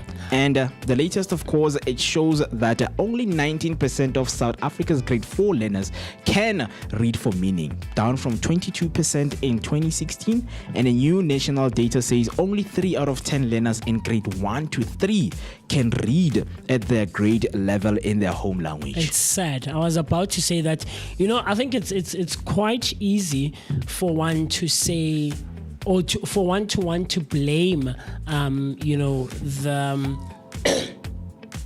the screen thing, the being consumed by our screens, but reality isn't so simple and isn't as black and white as we'd want it to be, because it's quite a complex conversation and issue to deal with, especially in South Africa, where there's quite a whole lot of mix of things, man. There's the digital distraction that you just mentioned that we've explored, of course, but there's also the education system of South Africa, where almost every year, or as the years go by, we are seeing a decline of the level of requirement of students, both in primary and in high school.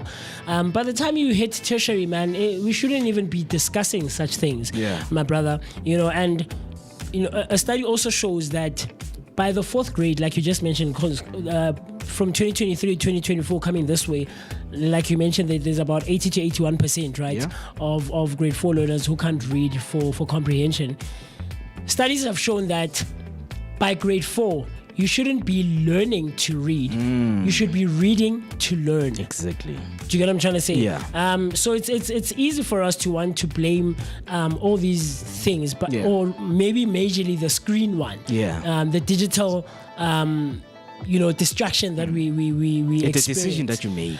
But there are contributing factors and variables, that play a part in this. Because in 2023, nearly 3 in 5 South African homes did not have a single fiction or non-fiction book. This is 3 years ago. Yeah. Nearly 3 in 5 South African homes did not have. So, I mean, how many homes have Bibles in them? Ooh. Right? I think there's quite a lot that we can put into this thing. Personally, I learned how to read and write Setswana le Sesotho by virtue of church and the church choir. When I joined the choir, back over 10 years ago, and because I never did vernac growing up, I did English and Afrikaans both in primary and in high school, and so how I was pushed to learn to read and write and understand Setswana, my home language, Sesotho, Lesizulu, and a bit of Xhosa here and there was by virtue of choir and music and art. Yeah. And so those are the other things that I think we should look into, and it's spaces like Buzz Kids where those things now are tapped into, where art is used as a mechanism and as a tool, to try and reinforce some of these things. And like you mentioned, at an early age, man, at ECD level, these kids should be grasping these things, man. But the other one is that phones aren't necessarily killing the book culture, right? They are transforming it. Research suggests that constant scrolling and short form content like TikTok Reels condition our brains for quick hit dopamine, right? This makes the deep work required to finish a 400-page novel feel physically taxing. And this is exactly what we go through, even as adults. Like an adult now has a challenge with sitting by their phone or sitting with their phone on their screen and watching a 5-minute video. It's like, it's too long, man. Like, that's guys, too long. Like, what's this? Do you get what I'm trying to say? And it's sad, man. It's sad, and we have to try and break all these cultures that we have created for ourselves. And the major one, I'm not saying it's the overcasting one, but it's the major one, which is our screens, guys. Our screens are the ones that have contributed quite a lot to the decline of the reading and the book culture in our country, definitely. Our attention span has been messed up with. Absolutely. And we are seeing it on these young ones. I mean, I have a nephew, my brother's son. Yes. So he would spend time watching Reels on YouTube, and we stopped doing that because now we have entered the parental guide and control option on the TV, that whenever he wants to open up YouTube, it will need a pin, and which he doesn't know the pin. I've realized when you come and say, hey, time's up for your TV, it's now my time to watch TV. And then when you start watching a movie, just 5 minutes or 10 minutes in, He's bored. Boring. He's bored. Yeah. You understand? And it's bad. It's really bad, to hear some of these things. And I'm talking about a grade 3 learner. Imagine. And now on the stats that have came in from the new national data, they say only 3 out of 10 learners in grade 1 to 3 can read at the grade level in their home language. Learners in the poorer schools are 4 times more likely to be unable to read a single word compared to learners in the wealthiest school. That's what we are talking about this morning. Why is reading on the decline? Are phones killing our books culture? Or are phones killing our book culture in South Africa or not? We want to hear from you because we have a lot of courses that we're going to be coming back and unpacking. Things like access to inequality and the price of a book. Culture. Is reading seen as a punishment? Are we really reading less or reading differently? And what are we reading? We're also coming to share some of the different perspectives that we want to share with you. What I want to do right now is to take a short break. And of course, we know that there are trending topics that are taking place and stories that you have missed, during the weekend. What I want to do is to take a short break. And then when we come back, we will cover that and continue with our conversation later on.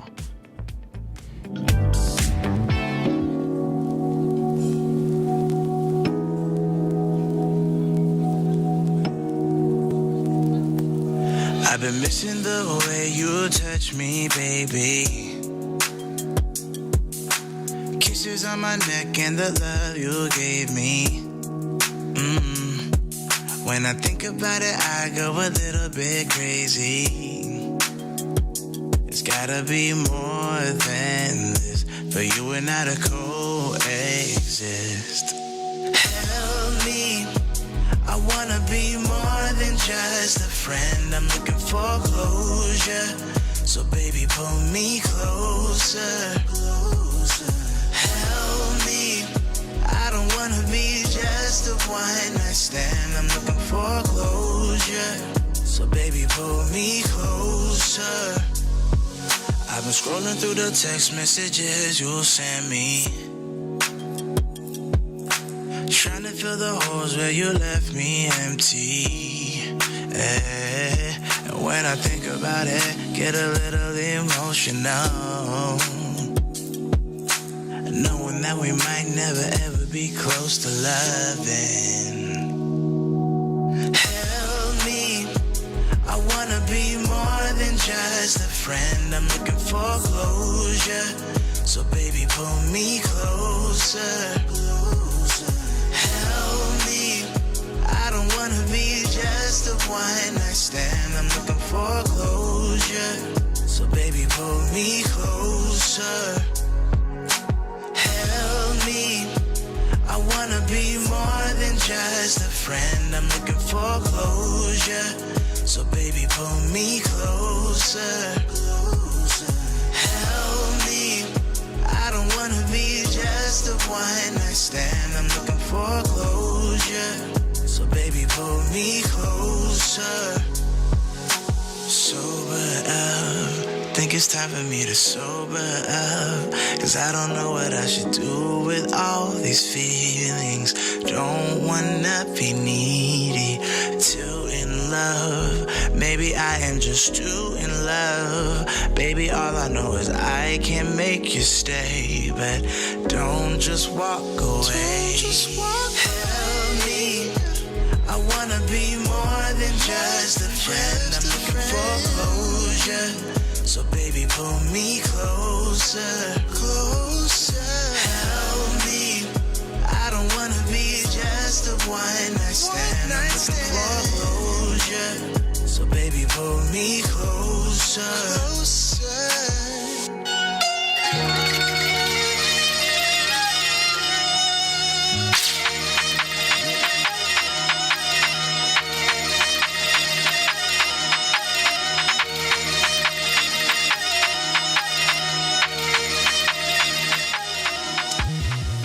And it's 20 minutes till we hit 10 o'clock on the dot on a very beautiful Monday morning. You're watching and listening to the Vooka Breakfast Show. Your energetic start to the day accompanied by a daily dose of positivity. Before the break, we were still discussing a huge matter that is taking place in our country, which is why is reading on the decline? Are phones killing our books culture in South Africa?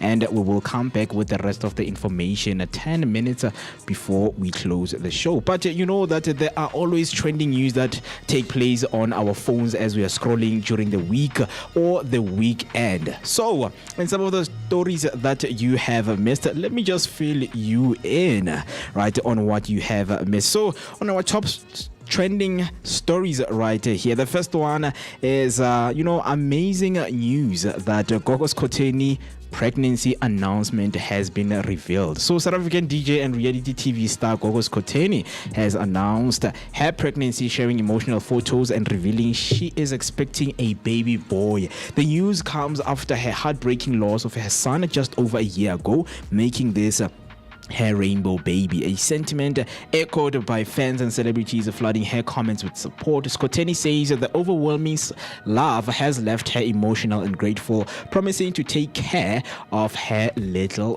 boy. So what you need to know as a viewer and a listener is that this is a healing chapter for Gogos Koteni after the public loss she faced. The announcement has sparked a widespread celebration online, and she previously opened up about losing her son, making this new pregnancy particularly meaningful for her followers. So what you can expect as her fan is that more updates from her as she documents her journey with continued support, likely across social platforms. Very, very interesting.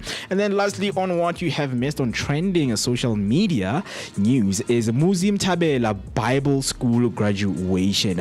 Actor Moocee Mtabela is celebrating completing a year-long Bible studies program, graduating with a higher certificate in biblical teaching from Mokanyo Theological College. The star thanked his lectures, classmates, and the loved ones as he shared a spiritual milestone with fans on Instagram.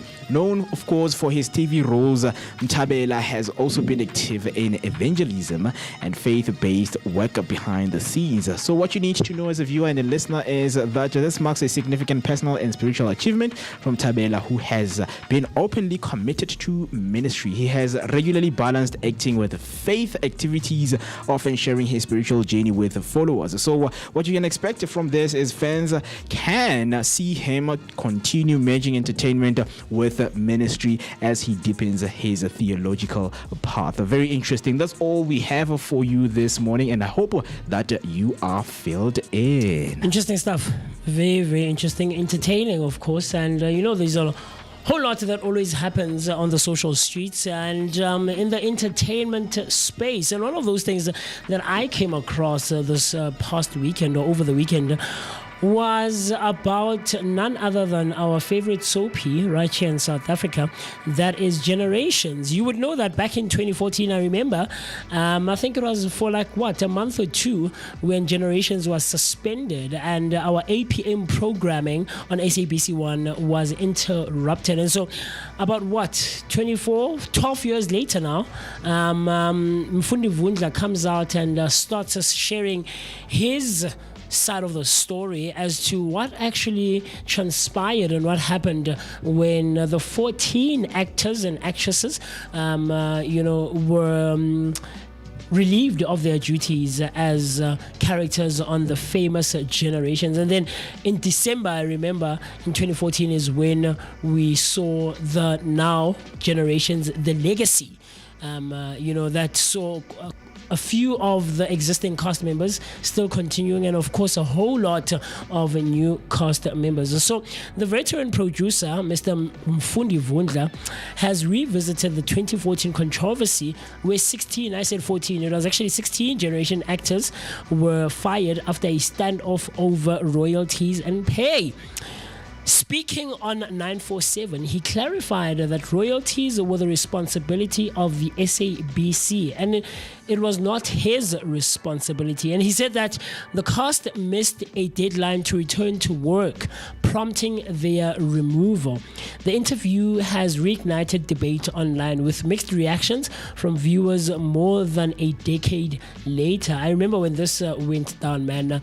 Yeah, it was really, really, really interesting. But it also interrupted, man, the APM programming and viewing pleasure that supporters and those who love Generations, because Generations was a staple for most of us in South Africa for a long, long time. So when it was suspended for like a month or two, we had to find other things, and it wasn't easy, So Mvula says he acted under contractual obligations and refused to fight a royalties battle he believed belonged to the actors and the broadcaster. So if you are wondering what we're talking about, it's that in 2014, actors halted filming during a dispute over compensation, leading to one of the biggest cost shakeups in South African television history. This is when 16 actors on Generations, the famous Generations, said that they would not go to work because they wanted to be paid accordingly, or to at least be paid what they thought was due to them, right? And so how this all transpired is that they were relieved of their duties, and about a month or two later, we then saw the return of what we refer to now as Generations, the legacy. So the way forward is that the renewed discussion may prompt fresh conversations about compensation structures and contractual clarity in the local TV industry. Man, this is a battle that's been ongoing for a whole lot of entertainers in the space, whether you are a singer, a dancer, a musician, a composer, an actor, a producer, or a director. The space has been facing a whole lot of back and forths when it comes to remuneration and compensation as to what is the correct way to pay people who have done work in the entertainment industry. And so it was very interesting to see that interview. I came across it over the weekend and I watched for a couple of minutes, and I have my own take on it. It's not an easy one. It's not as black and white as we'd want it to be. But would love to hear your thoughts. Share your thoughts using the hashtag Vooka Breakfast Show. Dial the number 060-493-3226. Yes, sir. When it comes to contractual clarity, that's when the importance of knowing how to read for understanding comes in. Can I get fine print? Yeah. I understand. So going back to the discussion that we were having earlier in terms of why is reading on the decline. Okay. Before we continue, Mr. Mo, Zinzi would kill us if we don't read her comment, man, and it's been there for a while. So a bit earlier on, Zinzi came through on our YouTube comment section saying, "Good morning, Vooka Nation, Underground Radio DBN, and all of you guys in studio. It's a new week. Wishing you a blessed week ahead. Hashtag Vooka Breakfast Show. New week to you and a beautiful week to you, Zinzi. And I hope the weekend was filled with nothing but great moments, man. Yes, sir. New possibilities, but the possibilities that we are opening you up to is the importance of you reading up. Just pick up a book and just read for understanding and share with your friends, because they say the more you read about something and explain it to your friend, the more you're going to understand the subject, right? Teach people on what you always read about, right? But before even going further, some of the shocking and the shockers that we read for you, we mentioned that before phones and social media, many children were already in trouble. If you don't crack reading early in grade 1 to 3, you start to hate it, because every subject becomes hard, whether it's a math problem, exam questions, instructions, everything needs reading. Reading then becomes a source of shame and embarrassment, not joy. By the time that kid is a teenager, they are not going to pick up a book for fun. Why would they? Because they never find it interesting. It's sad. And I think it's a culture that we have to, as the now generation of adults and parents, the new age parents, you have to break that that stereotype and that culture, man. We have to read with our kids. And I think now, as I'm thinking about it, we take for granted what the Western world does in terms of reading to their kids at bedtime. Different stories, whether fiction or fantasy, whatever the case is, but they read to their kids. Or at least they used to. I don't know now. But I think it's something we should. Even when the mom is still pregnant. Absolutely. You would have Absolutely. Because now they can hear. Yes, the right? receptors are there. They are active. Absolutely, Mo. But something very interesting that I came across is that there is the rise of the literacy, right? Which is on the flip side, many South Africans who can't afford 350 for a hard copy book, right?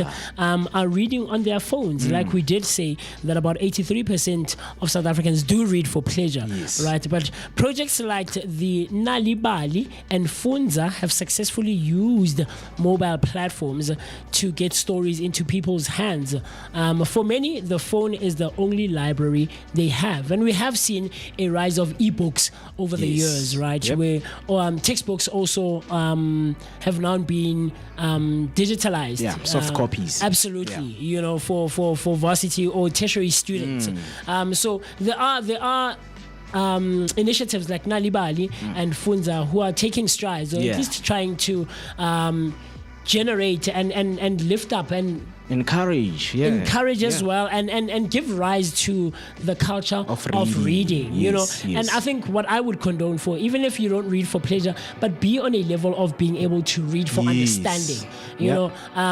The last time I remember when we were talking last week that I visited this museum, I guess now, of something, I won't mention what, but we were there as we were taking the tour in the museum, and there was a placard of the history of that museum and how it came about and things like that. And so this lady, our tour guide, is like, can one of you please read, and then I'll explain what it means and what it's talking about. You guys, you can actually feel the anxiety that people go through. Right, okay, and then I took initiative. And I read it, you know. And one of these guys that I work with, Bongs, he's like, hey Moocee man, hey, ufunda kamnandi. I'm like, oh, no, thank you, my brother. I try. Absolutely. Here's the thing, I don't want to use that term, right?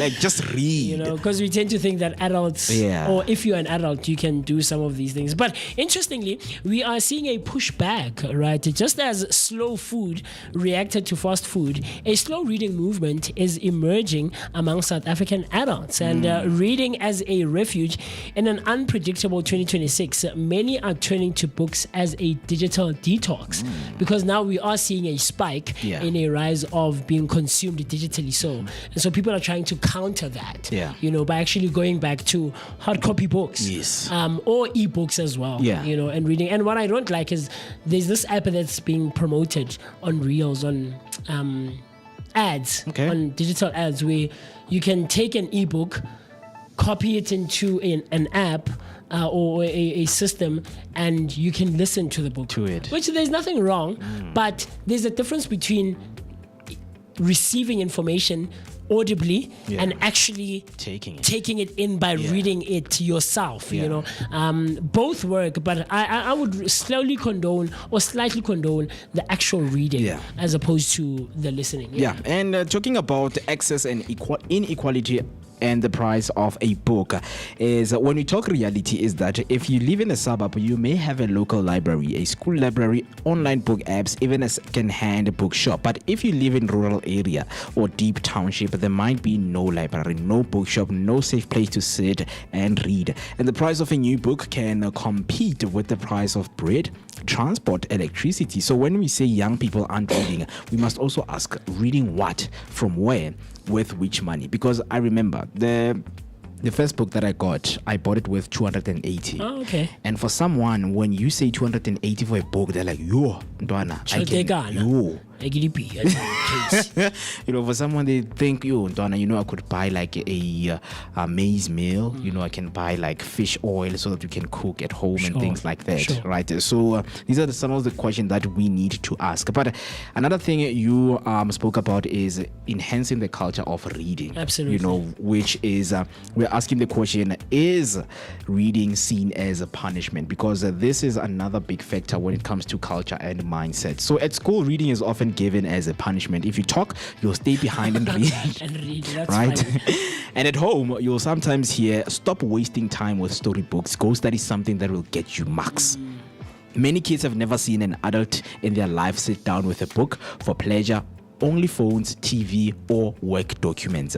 In that world, reading is not a treat. It's a chore. It's homework. It's something you do to pass, not to feel, dream, or escape. Even though campaigns like the Nalibali and events like the World Read Aloud Day keeps showing that reading for enjoyment boosts language, school performance, and confidence, we still struggle to make reading cool and normal in the average South African home. But wait, the question that we are also asking is, are we reading less or reading differently? Because the 2023 National Reading Survey actually found that 83% of South Africans read in some way to relax, to learn, or communicate. But the twist in this whole thing is maybe it's not the way we've stopped reading, but maybe we've shifted what and how we read. We are reading WhatsApp messages. We are reading subtitles on Netflix, social media posts and threads. I love reading comments. One of the things that I love doing is reading comments. My name is. My name is. Especially on TikTok. Yeah. We're also reading online articles, comments like me, blog posts. Some people argue that we are reading all day, just not books. Others say that kind of short, scattered reading is not building deep thinking, vocabulary, and also comprehension. I agree. Because one of the things that I found that even though I am not like 100% fluent in English, but there is no day, if you own a smartphone, there is no way that you will never stumble across an English word. It's impossible. Wow. It's impossible. You see, what people do is they use a thing called calc. Yeah. And calc is the thing of taking a text or spoken word or whatever it is and translating it directly as is to another language. Ooh. And so what we tend to do, or what a lot of people tend to do in society, especially those who aren't so like that well or that great in English, they would take a Setswana, a Zulu text or spoken thing and directly translate it to English. Calc is what is referred to. It has slightly deeper meaning, but we'll look into it. But that's what they do, and unfortunately that does not help, right? Because it's that actual thing that I spoke about earlier of using the rules of one language to speak or read or write another language, which for example, in Afrikaans, I don't know how Mr. B did it back in his day, but we learned Afrikaans using a term called stompie, all right? It had V1 and V2, and you know how in English you would say this, the words are, right?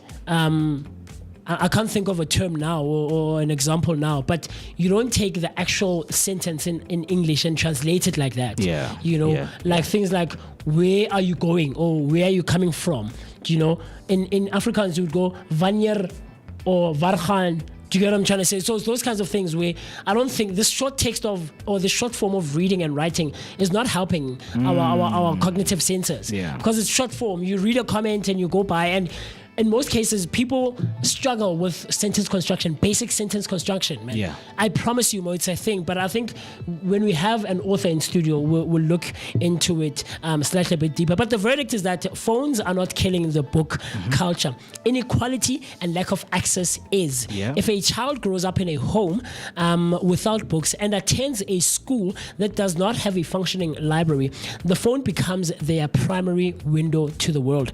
The challenge isn't taking the phone away. It's making sure that there's a book, physical or even digital, that's worth putting the phone down for. Absolutely, man. And then in the last minute that we are left with, we are asking you a question, whoever is watching and listening. That let's bring you into the conversation. We want you to be honest. When did you last finish a whole book? Do you think reading is dying in South Africa, or are we just reading differently on our phones? And if you are a parent or a teacher, what are you seeing with your kids? Just send us a voice note or your comment after the show by using the hashtag Vooka Breakfast Show, and let us know why it is important, or do you think reading is really dying in South Africa? It is 2 minutes till we hit the 10 o'clock on the dot, and once again, thank you so much if you have been hanging with us up until right now. You know that it does not only stop here, it also continues on our social media platforms. We are Vooka Breakfast Show on all social media platforms. My name is Moeketsi, my money, and of course I was with the one and only Mr. right here, and Mr. B behind the cam, and KK, of course, shout out with the technicals. We will see you same time, same place tomorrow, Tuesday morning. And please, for this day, choose reading. leaving you, of course, with the great sounds and saying goodbye to you. Take care and love yourself. It's a Hambi song titled Die O.